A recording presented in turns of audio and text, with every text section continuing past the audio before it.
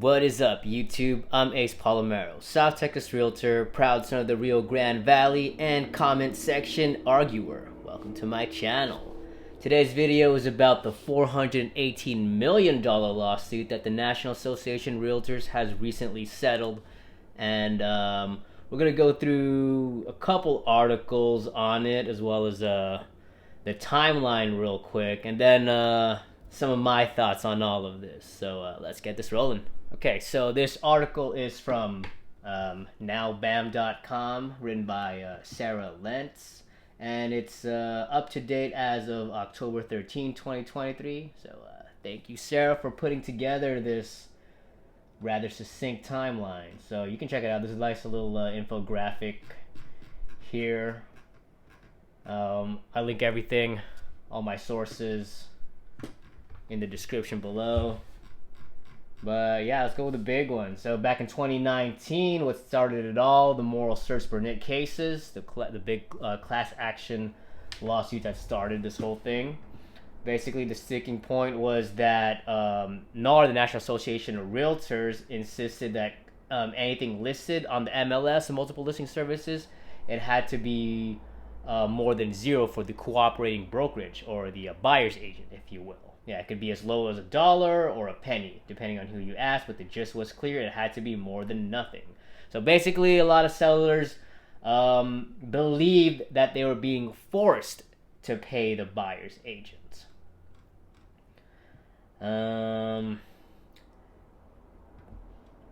Now, in August 2023, New York Times published an expose with allegations of sexual harassment and discrimination against NAR leadership, specifically but not limited to former NAR president Kenny Parcell. 2 days later, he resigns. Basically, while they're dealing with these class action lawsuits, and I believe by this time there's already 2 of them. The Moral, and then the Sitzer and Burnett cases. So while they're dealing with these, then they get hit with these sexual harassment allegations. September 5, Anywhere and Remax end up settling. This is September 2023. Anywhere settles, and then September 18, Remax settles. September 18, NAR loses its certification from being a great place to work. September 27, leaked internal memo, basically more about the sexual harassment allegations and NAR apparently being a hostile and toxic work environment. So basically like every corporation here in America. October 2, Redfin announces its decision to leave NAR and requires its brokerages and agents to cancel their NAR memberships wherever they can do so without losing access to the MLS and other critically important agent resources. So if you don't know, Redfin is one of the big tech companies that help essentially, honestly, like it's opened up the housing market and real estate to regular buyers. It gives a lot of free information. Like I have my gripes with how it presents its data, but at the same time, it's free, you know. But so Redfin basically breaks up with NAR. A few days later, NAR changes its stance on buyer agent commission, saying 0% commission is allowed, even though they had years of insisting that, buyer's commission or buyer agent commission had to be more than 0. Settlement goes public October 6th for Anywhere and Remax. So basically, Anywhere and Remax failed, leaving NAR to handle the situation, if you will, and that's it up until October 13. Now, therealdeal.com continues, and October 31, a jury in Missouri, Kansas City specifically, finds NAR, Keller Williams, and Home Services of America liable in the Sitzer Burnett class action lawsuit. Basically, the jury says that they violated antitrust laws and they conspired to drive up the buyer agent fees charged to home sellers. So what's interesting is they said that they conspired to drive up commissions, but there's nothing about home prices being artificially inflated. November 1, basically because of that announcement, stocks of major brokerage firms and prop techs, so basically Keller Williams, I'm sure EXP took a hit, I'm sure Redfin, Zillow, all these took a hit. November 2, the more lawsuits.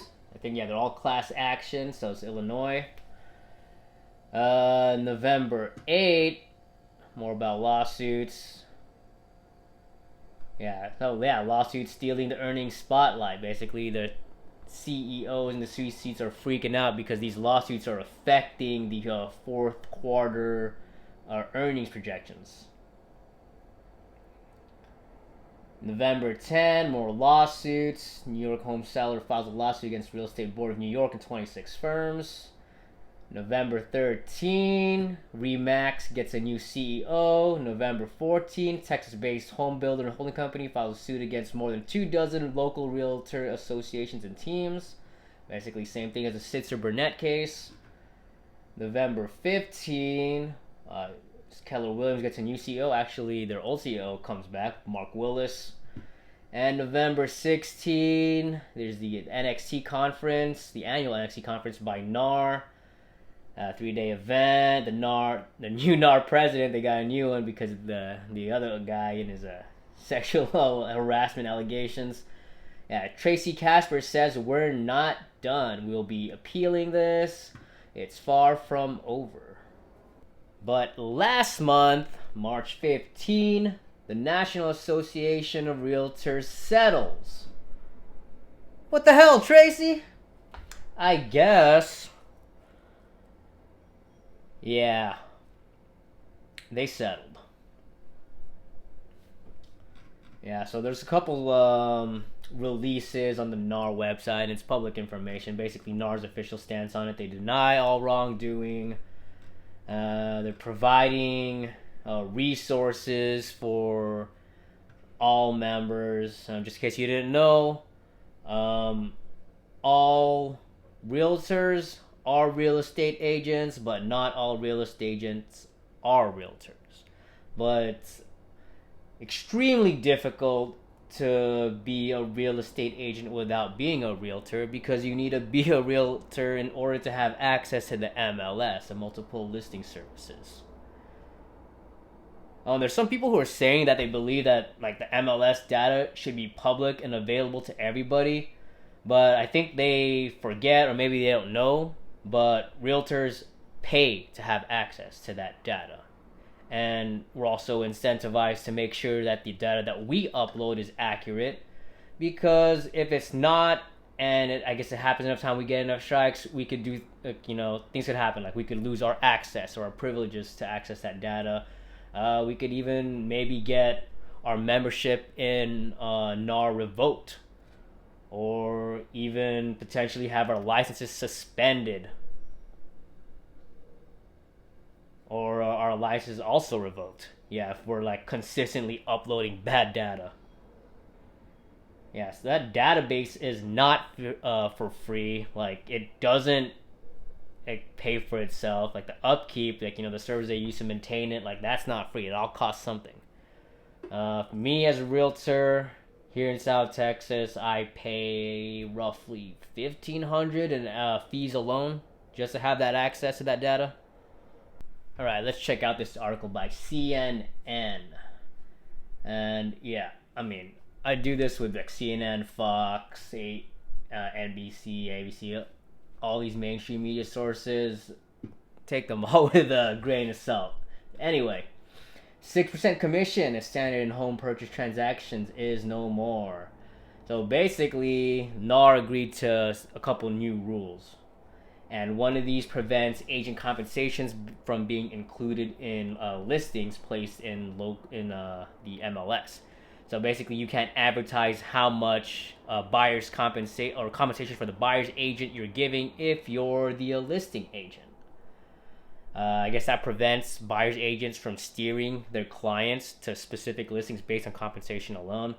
For my part, if the compensation offered by the seller or the listing agent was not enough to cover what me and my buyer had previously agreed upon for my compensation, I would still show them the listing if they were interested in it, but like let them know up front, hey, like if you do offer on this, like you got to factor in this difference in between what they're giving me as compensation and then what you'll be responsible for. That's what I do anyway, but I'm also not a complete scumbag. Another new requirement is or one of the new rules is that's going to end requirements that brokers subscribe to multiple listing services. So basically, if you're a broker and you're with NAR, you're no longer forced to subscribe to the MLS. But then at the same time, like, why wouldn't you if you want access to that data? That doesn't make any sense. That's like a nothing burger. Yeah. Then the third one is a new rule will require buyers, brokers to enter into written agreements with their buyers. That one's stupid. Like, what broker is not getting into written agreements with their buyers? So, like, do you just show them like 100 houses and you haven't signed anything? That's dumb. Whatever. Okay, some estimates real estate commission are expected to fall 25 to 50%. Okay, I can see that happening for sure. Let's go. What else did I highlight? Okay, so here we go. NAR has long said commissions are negotiable, and that the structure helped making housing more affordable for buyers. Critics have long argued that fees were expected, and home sellers felt they would lose buyers if they didn't offer them. So that's a little misleading. I think that's probably some unscrupulous agents I don't know, telling that to their sellers. Like, it really depends. Like, yeah, if you're not offering compensation for the buyer's agent, then like, yeah, there's a good chance you'll get less views on the house. But then you need to be able to, or you need to be willing to, potentially give the buyer or any potential buyer some seller concessions or seller credits. Yeah, because most of the time, a lot of buyers don't have the additional cash to pay their agent if the seller is not paying the buyer agent fee. And honestly, like, the buyer really pays everything. It all gets taken out of the purchase price. Like, I don't understand why a lot of people think, oh, it's like the seller paying. Like, yeah, on paper, but in reality, the buyer's paying everything. It's coming out of their money, whatever money they put down or whatever money they're borrowing. It's coming out of them. Yeah. Home sellers who brought lawsuits against the National Association of REALTORS have argued that in a competitive market, the costs of the buyer's agent commission should be paid by the buyer who received the service, not by the seller. Same thing. Like, ultimately, everything's paid for by the buyer. It doesn't matter. Like, we're just splitting hairs here. Yeah, because everything gets taken out of the sale price and then it gets given to the seller. It's like when a company offers you free shipping because you spent $100. Like, the shipping wasn't really free. It's already baked into the cost. Ultimately, basically, the litigation, according to this guy, right, whoever he is, yeah, it would hurt members and their small businesses. While there could be no perfect outcome, this agreement is the best outcome we could achieve in this circumstance. So basically, the spokesperson for the National Association of REALTORS said they settled because the lawsuit was hurting the National Association of REALTORS. And by extension, all the brokerages, big and small, that are affiliated with them. Yeah. So apparently the settlement could lead to mass exodus of brokers from the industry, potentially half of the 2 million or so agents in America. And actually, like, it sucks because people are losing their jobs, but it's a good thing. It's going to make things more competitive. Those of us agents who survive, we will be better for it. This is interesting. America's fees are significantly higher than in foreign countries, Miller noted. In Israel, Singapore, and the UK, brokers charge between 1% and 2% for the same thing that agents do in the US. But also, I think the US, if I'm mistaken, the US is the only country that has significant buyer representation when it comes to real estate. The reason why those brokers in other countries only charge 1 and 2%, maybe 3, I think they're actually downplaying that a little bit, is because, yeah, they're only representing the seller. So buyers don't really have representation in these other countries. All right, let's check out this article by NBC News. So just come with a couple of things I've highlighted. Price transparency is a good thing. Increased competition is a good thing. This will increase both.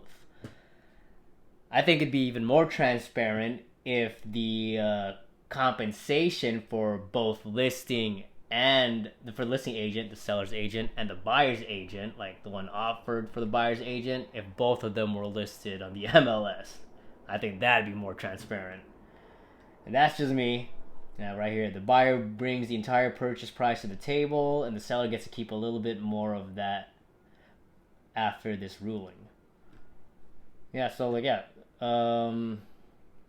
like yes and no for that second sentence, but that first sentence, yeah, I agree with that part. Yes, the buyer's the one bringing everything to the table, so it's not like the seller was paying the buyer's agent and their agent. Like, I really think the buyer's agent previously, and honestly, like now, right? Even after the ruling, it's the buyer actually paying for both.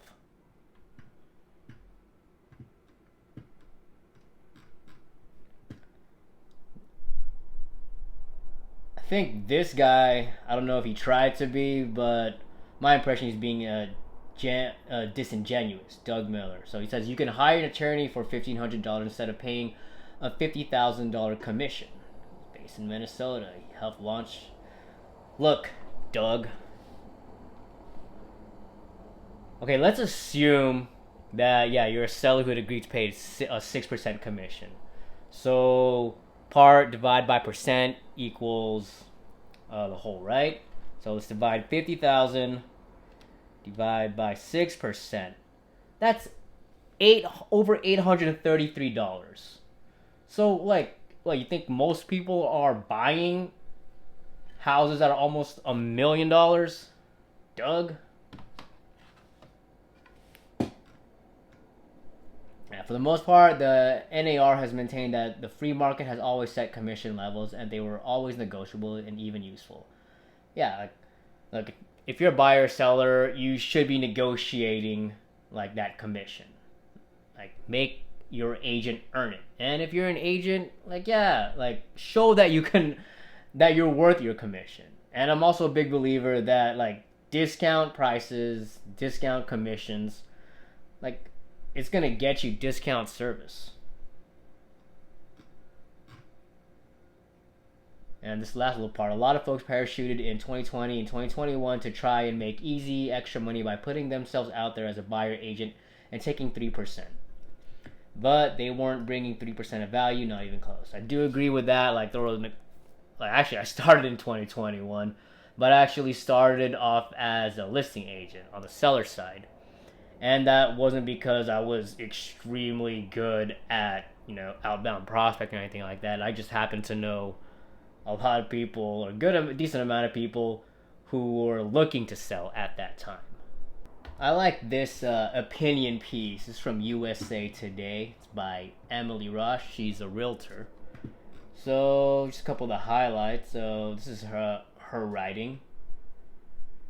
Yeah, so even though she's nervous about what the NAR settlement changes mean, she's pleased that we're all turning our eyes and ears to a company whose pockets have gotten too big and too dark for too long.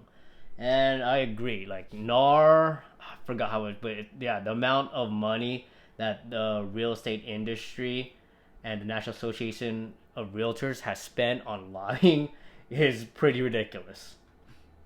Like, you think they could spend that money towards, like, I don't know, better training, or actually investigating and making sure that everybody who has broken any ethical codes is actually held accountable. Yeah, buyers' services are harder and more unpredictable. And yeah, than sellers, and it's going to get even more so, I think, after this ruling. I definitely agree with her there. This is interesting. So, according to Emily, as an agent, she gives advice about market. She only gives advice about market data and negotiating terms for a sale. She's also an on-call therapist, a babysitter, an interior designer, a cleaner, exterminator. Yeah, agents gladly do endless lists of tasks for our clients. So, I agree that a lot of agents do that. I do too, to a point. I mean, this is not for every client, but there's one client, and the amount of like, I guess, physical labor I've had to put in to help get that property ready for sale, it's probably enough to be about, like, if I charged like as much as, like, a contractor would charge to do for that, and like I wasn't alone, but like in helping out, but still, yeah, it would be close to one side of the commission. But yeah, no, there's a lot that we do, and we don't get paid until closing day. Definitely agree with this. So, even though, we can blame the National Association of Realtors, like, a lot of it is on agents, brokers, and local boards who clearly violate, like, the ethical code. Yeah. So this part, it's commonly acknowledged that 5 to 6% sales commission was baked into the sales price. That's what I said earlier too. Investor agents and builders have been using low to 0% buyer broker commissions as leverage for years. And then while she thinks 5 to 6% sales commission will be a thing of past, there is a chance that sellers will find a way to simply advertise buyer broker commissions through a different medium. And this compromise walks a fine line with the new restriction.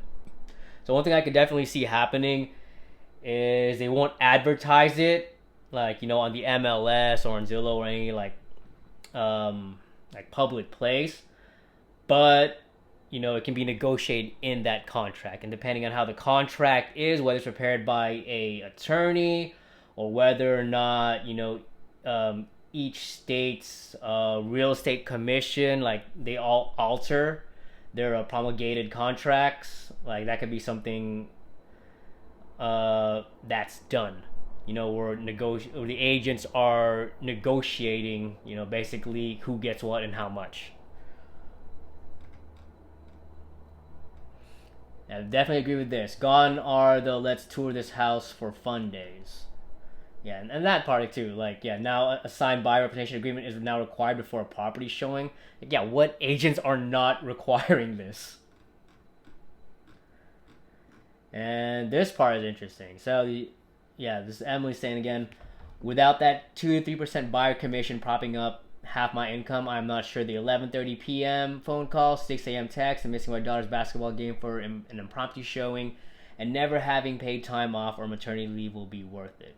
So, yeah, if the average buyer, or most buyers, still want buyer agents to represent them, then they're gonna have to figure out a way to compensate these agents, because nobody works for free. So this is the PDF of the Burnett class action lawsuit. This is actually the third amended complaint. I read this back in November. Yeah, it's about 50 pages. Yeah, basically all the complaints. It goes into detail about the allegations, how the National Association of Realtors and these big brokerages violated their own code of ethics, as well as antitrust laws, that attacks their the way they train agents. It's an interesting read. A lot of it's like, honestly, it's like they got, like, whoever the plaintiffs, like, lawyers are, like, it's like they got them on technicalities. It's a little silly almost. And yeah, I guess if you got the chance to go read it out, go take a look at it. I'm gonna link it in my in the description here below. But the way I see it, in layman's terms, I'm not a lawyer or anything, but yeah, they just got him on a technicality, or several technicalities, really. And the winner in all this, I don't think. Well, yeah, I guess sellers save a little money, maybe. I don't think the buyers are winners because, like, yeah, like I guess they lose out on their free representation, but now if they want that representation, they're gonna have to come up with that money up front instead of, I guess, being able to like roll it into the loan, if you will. Or they're just gonna have to like learn the process themselves, do much more due diligence themselves, and if they're fine with that, like that's fine. Like I'm not an agent who thinks that you need an agent to buy or sell real estate. But if you don't have an agent, yeah, you're gonna have to do more work yourself, and you're gonna have to put in more time yourself. There's a reason why even now, like yeah, people with money, rich people, they use agents because it saves them time. And I think the real winner in all this are the plaintiffs' lawyers. Like, how much did they settle for again? Like almost half a mil, or half a billion. And how many thousands of sellers are going to be trying to cash in on this lawsuit, right? If you take that settlement and divide it by thousands, like which each seller going to get, right? A couple hundred maybe? A couple thousand? If it's probably a couple hundred. Yeah, the real winners are the lawyers. They get 30%, which for me is amusing because a lot of people, especially in the comments, I love reading the toxic comment section of a lot of real estate videos. But yeah, a lot of these commenters complain about the 6% commission to both agents or the 3% commission to one agent when lawyers take like 30% of the like the settlement amount or like the lawsuit amount. Anyway, that's it for the video. If you found any of that informative or entertaining, like and subscribe. Bye.